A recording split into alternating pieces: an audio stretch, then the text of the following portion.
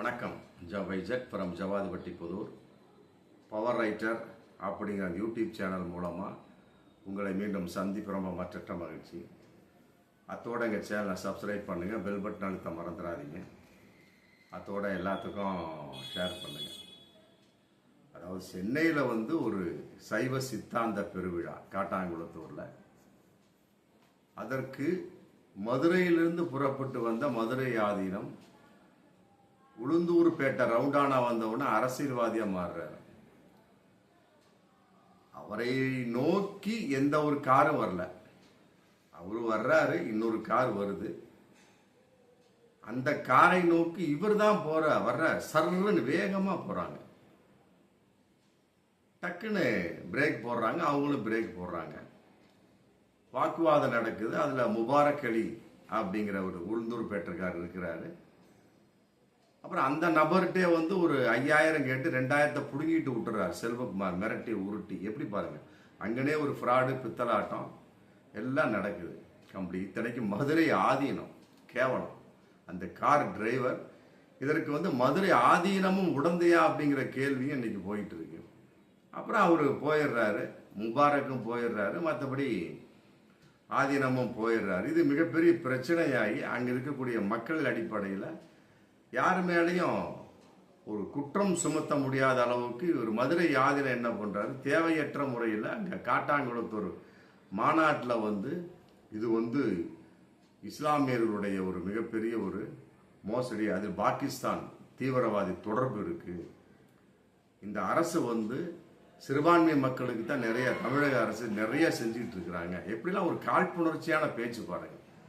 அப்படி பேசிக்கிட்டு தொப்பி தாடி உள்ள நபர் உள்ள உட்கார்ந்து இருந்தாரு. அவர் நேரா என்னை கொலை செய்ய வந்தார், கொலை செய்ய முயற்சி கண்டபடி வாய்க்கு வந்ததெல்லாம் பேசி இன்னைக்கு மாட்டிக்கிட்டு முழிச்சுட்டு இருக்கிறாரு. இந்த வகையில செல்வகுமாரை 3 மணி நேரம் உளுந்தூர்பேட்டை போலீசார், அதாவது டிஎஸ்பி சிறப்பு பிரிவு பார்த்திபன் தலைமையில் 3 மணி நேரம் விசாரிச்சிருக்கிறாங்க.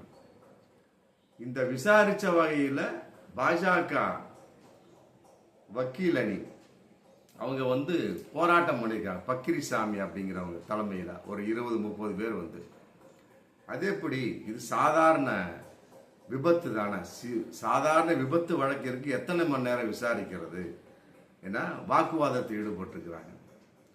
சாதாரண விபத்து அப்படிங்கிறது எல்லாருக்கும் தெரிஞ்ச விஷயம் தான். அதுக்கு சிசிடிவி கேமரா சாட்சி. சிசிடிவி கேமரா மட்டும் இல்லை அப்படின்னா இன்னைக்கு பாஜகவும் RSS எப்படியெல்லாம் புனைந்திருப்பார்கள், பகல்காம் தாக்குதலை விட மிக கொடூரமாக புகழ்ந்திருப்பார்கள் அப்படிங்கிறது ரொம்ப எதேச்சியான உண்மைதான். அதாவது பொதுவா அவங்க பப்ளிக்கான அப்படின்னாலே ஒரு இது அஜெண்டா வச்சுக்கிறாங்க. அவங்க வீட்டு மேல குண்டை போட்டுறாங்க, அவங்க வீட்டு மேல தீய பத்த வச்சிடறாங்க. இந்த கோயம்புத்தூர் கூட கவுண்டம்பாளையமே இங்க ஒரு ஆள் அங்க பாஜக ஒரு நபர் தன்னைத்தானே கிழிச்சுக்கிட்டு இந்த மாதிரி இஸ்லாமிய தீவிரவாதி கிழிச்சு விட்டான்னு போட்டு சப்ஜெக்ட் பண்ணி அப்புறம் பட் நிமித்தின உடனே அவங்க உண்மையை ஒத்துக்கிறாரு.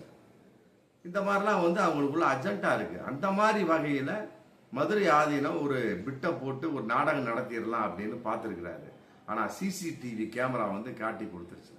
துண்டா தெரியுது, ஒரு வண்டி வருது, அது பேரிகார்டை உடச்சிக்கிட்டு வருதா. செல்வகுமார் பேட்டி கொடுக்குறாரு, மதுரை ஆதீனத்துடைய டிரைவர். பேரிகார்டை இடிக்கவும் இல்லை, பேரிகார்டை உடச்சிக்கிட்டு அந்த வண்டியும் வரல, அது மெதுவா வருது. சிசிடிவி இவங்க தான் சர்ன்னு குறுக்க போறாங்க. துண்டா தெரியுது குறுக்க போறாங்க. குறுக்க போனவன நிக்கிறாங்க. ரைட். அப்படியே கொலை செய்ய வரக்கூடிய ஒரு தீவிரவாதியாக இருக்கட்டும் அந்த நபர், எதற்காக பிரேக் போடணும்? டாலர் மில்லியன் ஒரு கேள்வி இருக்கு இல்லையா, எதற்காக பிரேக் போடணும்? ஏன் நேரம் அடிச்சிருக்க வேண்டிய, சர்ன்னு அடிக்க வேண்டியதானே? மதுரை ஆதீனம் வந்துட்டாரப்ப ஒரே அடி தூக்குப்பா, நேரா. அந்த ஸ்பீடாவும் வரல, இவங்க தான் ஸ்பீடா சர்ன்னு குறுக்க போறாங்க. துண்டா தெரியுது. சாதாரண கண்களுக்கே தெரியும் போது ஒரு போலீஸ் கண்களுக்கு தெரியாதா என்ன? அப்புறம் டக்குன்னு போயிடுறாங்க. வாக்குவாதத்தின் அடிப்படையில் இன்னைக்கு 3 மணி நேரம் இதற்காக விசாரணை அப்படின்னு பாஜக குற்றம் சுமத்தி அதன் அடிப்படையில் மிகப்பெரிய ஒரு வாக்குவாதம். அப்ப மக்களாகி நம்ம கேட்கக்கூடிய கேள்வி வந்துருது இல்ல, சாதாரண வழக்கு தான். பாஜக சொல்ற மாதிரி சாதாரண வழக்கு தான். இதை எதுக்கு மதுரை ஆதீனம் பெருசுபடுத்தினார்? எதற்காக இதை கொலை செய்ய வந்தார்கள் அப்படிங்கிற கொலை வழக்கின் அடிப்படையில் பேசினார். இதை எதற்காக பாகிஸ்தான் தீவிரவாதியோடு ஒப்பிட்டு பேசினார். இது எதற்காக இஸ்லாமிய வெறுப்பு பிரச்சாரமாக அதை கொண்டு சென்றார். இது எதற்காக தேவையற்ற நடந்து கொண்டிருக்கக்கூடிய திராவிட மாடல் ஆட்சியின் மேல குறை சொன்னார். திராவிட மாடல் ஆட்சி அப்படிங்கிறத பேசிட்டு சிறுபான்மை மக்களுக்கு தான் இந்த அரசு நிறைய செய்து எதுக்கு சொல்லணும்? அதாவது மக்களுக்கு செய்யறாங்க, அவ்வளவுதான். சிறுபான்மை மக்களுக்கு நிறைய செஞ்சுட்டு இருக்க அந்த பொச்சரிப்போடு காழ்ப்புணர்ச்சியோடு எதற்காக பேசணும்? அப்ப கட்டாயமா இது சாதாரண வழக்கே கிடையாது, மிக மோசமான வழக்கு, சித்தரிக்கப்பட்ட ஒரு வழக்காக இந்த வழக்கை கொண்டு போகணும். கட்டாயம் அது திட்டமிட்ட ஒரு வழக்கு அல்லது அந்த நேரத்தை பயன்படுத்திய ஒரு பாசிச கும்பலினுடைய சனாதன போக்கினுடைய அந்த பின்னணியில் இருக்கக்கூடிய மிக மோசமான ஒரு வழக்கு. இந்த வழக்கு சம்பந்தப்பட்ட வகையில் அங்க சிவபக்தர் குழுவிலே இன்னைக்கு கண்டனம் தெரிவிச்சிருக்காங்க. ஒட்டர் சத்திரத்து அருகில அங்க சிவபக்தர் குழு இருக்கிறாங்க. தமிழக சிவபக்தர்கள் குழு ஒட்டன் சித்திரம் பக்கத்தில் இருக்கிறாங்க. அவங்களே இன்னைக்கு கண்டனம் தெரிவிச்சிருக்காங்க. அதாவது சிவபக்தர் குழு மாநில தலைவர் விஸ்வரத்தினம் பேட்டி கொடுத்துருக்காங்க.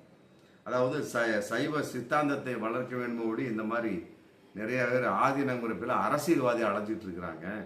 மற்றபடி பேச்சு சுதந்திரம் வேண்டும் தான், அதற்காக இப்படியா பேசுவது? வன்முறையாக சாதி ஒரு கொடுமை ஏற்படுவதா பேசுவதா? அதே நேரத்தில் கார் விபத்து என்பது ரைட், ஓகே, அது எதற்காக தேவையற்ற முறையில் அதிகமாக உண்மைக்கு புறம்பாக பேசணும்? கார் விபத்து நடந்து சிசிடிவி கேமரா கரெக்டாக தெரிஞ்சிருக்கு ஃபுட்டேஜ், அது எதற்காக புறம்பாக பேசணும்? இதனால சைவ மதத்தினுடைய சைவ மடங்களின் மாண்பு குறைந்து வருகிறது.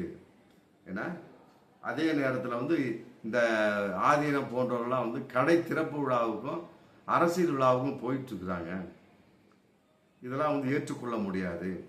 மாற்று மதத்தை அநாகரிகமாக பேசுவது தவிர்க்க வேண்டும், ஏற்றுக்கொள்ள முடியாது. எங்களை போன்ற அடியாறுகளுக்கு, சைவ சித்தாந்த அடியாறுகளுக்கு வருத்தமாக இருக்கிறது அப்படின்னு போட்டு இன்னைக்கு அந்த சிவ பக்தர்கள் குழு மாநில தலைவர் விஸ்வரத்னம் ஒட்டன் சத்திரம் அருகே இருந்து இன்னைக்கு பேட்டி கொடுத்துருக்காரு. பாருங்க எவ்வளவு ஒரு வருத்தமான ஒரு விஷயம் பாருங்க. ஒரு சிவ பக்த குழுவில் இருக்கக்கூடிய அந்த தலைவர்களே கண்டன குழுவில் இருக்கக்கூடிய அளவுக்கு மதுரை ஆதீனத்தினுடைய நிலைப்பாடு இருக்குது அப்படின்னா அப்புறம் மக்களாகி நம்ம எப்படி ஏற்றுக்க முடியும்? ஒரே வார்த்தை கேட்கலாம், இது சாதாரண வழக்கு, எதற்கு 3 மணி நேரம் விசாரிக்கிறீங்கன்னு போட்டு அந்த பாஜக குழு பக்ரிசாமி கேட்கிறாரு இல்லையா போலீஸுக்காரை பத்தி. இப்ப இவர் சாதாரண வழக்கு அப்படின்னு இவர் எதுக்கு கொலை வழக்கா மாத்துறாரு? மதுரை ஆதீனம் எதுக்கு கொலை செய்ய வந்தான்னு சொல்றாரு? கொலை செய்ய வந்தார் அப்படின்னா அப்புறம் அது சாதாரண வழக்காகி விடுமா? அப்ப சாதாரண வழக்குன்னு சொல்றீங்க, அப்புறம் அது இவர் எதுக்கு அந்த வார்த்தையை சொன்னார்? அது ஒரு விஷயம் இருக்குல்ல. 3 மணி நேரத்துக்கு மேலாக எதற்காக விசாரிக்கிறேன் அப்படின்னா கொலை வழக்குங்கிற கான்செப்ட் பாகிஸ்தான் தீவிரவாதி உள்ள இருக்கிறான் கண்டதெல்லாம் சொல்லக்கூடிய சமயத்தை போலீஸார் எப்படி விடுவாங்க? ஏன் வழக்கறிஞராக பக்கிரிசாமிக்கு தெரியாதா? எத்தனை வழக்கை பார்த்துருப்பீங்க நீங்க, யோசிக்கணும். ஆமா, உங்க வாயிலே வந்துருச்சா இல்லையா? பாஜக வக்கீல் வாயிலே வந்துருச்சு. இது சாதாரண வழக்கு, எதற்காக 3 மணி நேரம் விசாரிக்கிறீங்க? அப்ப சாதாரண வழக்க மதுரை ஆதீனம் வேண்டும் என்று பெருசுபடுத்தி இருக்கின்றார். அப்ப மதுரை ஆதீனத்தை நீங்க கேள்வி கேளுங்க. ஏயா உனக்கு அறிவு இருக்கான்னு கேள்வி கேளுங்க. தேவையில்லாம ஏயா பெருசுபடுத்திட்டு உட்காந்து எங்க பாஜக பேரையும் RSS பேரையும் கெடுத்துட்டு உட்காந்துருக்க? உனக்கு இருந்ததுன்னா மதுரை ஆதீனங்கிற கான்செப்ட் என்ன வேணா பண்ணிட்டு போ. எங்களுடைய வாழ்க்கை எங்க பேர்லையும் மண்ணாள்ளி போட்டுட்டு இருக்கு. வரக்கூடிய 2026 சட்டமன்ற தேர்தல் ஏதோ ஒரு 5 சீட் 6 சீட் கிடைக்கும், நாங்க பார்த்துட்டு உட்காந்துருக்கிறோம். நீ எதுக்கு தேவையில்லாம அரசியல்வாதியா மாறுற? அரசியல்வாதியா தான் நாங்க மாறி இருக்கிறோம், நீ எதுக்கு அரசியல்வாதியா மாறி? சத்தம் போடுங்க. பக்ரிசாமியை பார்த்து இந்த வீடியோ கூட நான் சொல்லிக்கூட அப்படிதான். மதுரை ஆதீனத்தை சத்தம் போடுங்க சார், சத்தம் போடுங்க, விடாதீங்க, அந்த நபரை விடாதீங்க. எதற்காக திருத்தி பேசினார்? எதற்காக இஸ்லாமிய வெறுப்பு பிரச்சாரத்தை கொண்டு சென்றார்? தேவையற்ற கொலை என்ற வார்த்தை எதற்காக கொடுத்தினார்? தேவையற்ற முறையில் பாகிஸ்தான் தாக்குதல், பாகிஸ்தான் தீவிரவாதி தொடர்பு இருக்கிறது, எதுக்கு பேசணும்? அப்படி இருக்கிற சமயத்தை போலீஸாரை விட்டுருவாங்களா? உண்மையிலே இருந்திருந்ததுன்னா அப்படிங்கிற கேள்விக்கு அவங்க வருவாங்களா இல்லையா? சும்மா இருக்கிறப்ப நோண்டி நுடம் எடுப்பாங்க போலீஸார், தமிழக போலீஸார். இப்படி இருக்கக்கூடிய சமயத்தில் எப்படி விடுங்க? அப்பதான் உண்மை வெளியே வரும். மதுரை ஆதீனம் மன்னிப்பு கேட்க வேண்டும். பக்கிரிசாமி இதற்கு போலீஸாருக்கு உதவியாருங்க. ஆமா, போலீஸாருக்கு உதவியாருங்க. இந்த மதுரை ஆதீனத்துக்கு எதிராக இருந்தா ஆப்போசிட் இப்படி மதுரை ஆதீனத்துக்கு ஒரு நல்ல பாடத்தை கற்றுக் கொடுங்க. இல்லைன்னு வச்சுக்கோங்க, இப்படி ஒவ்வொரு இடமா போயிட்டு உங்க பேரையும் கெடுத்துக்கிட்டு, ஆதீன மடத்தின் பேரையும் கெடுத்துக்கிட்டு, சைவ சித்தாந்த நபர்களாக இப்படித்தான் இருப்பார்களோ அப்படிங்கிற ஒரு நிலைப்பாடு வந்துடும். சைவம் சித்தாந்தம் சிவனடியார்னு எவ்வளோ அன்பானவங்க, பொறுமையானவங்க, நிதானம் தான் பாருங்க. சிவபக்தர்கள் குழு கண்டனம் தெரிவிச்சிருக்காங்க. விஸ்வரத்னம் ஒட்டர் சத்திரத்திலிருந்து கண்டனம் தெரிவிச்சிருக்கிறார். இதுக்கு பக்கிரிசாமி என்ன பதில் சொல்ல போறீங்க? சொல்லுங்க, என்ன பதில் சொல்லுவீங்க? யோசிங்க. மதுரை ஆதீனத்தை விடாதீங்க சார். நீங்க தேவையில்லாம நீ அவங்க இருக்கிற எங்க உயிரை வாங்கிட்டு உட்காந்துருக்க அப்படி இப்படி விடாதீங்க. பார்ப்போம் மீண்டும் அடுத்த வீடியோ. நன்றி.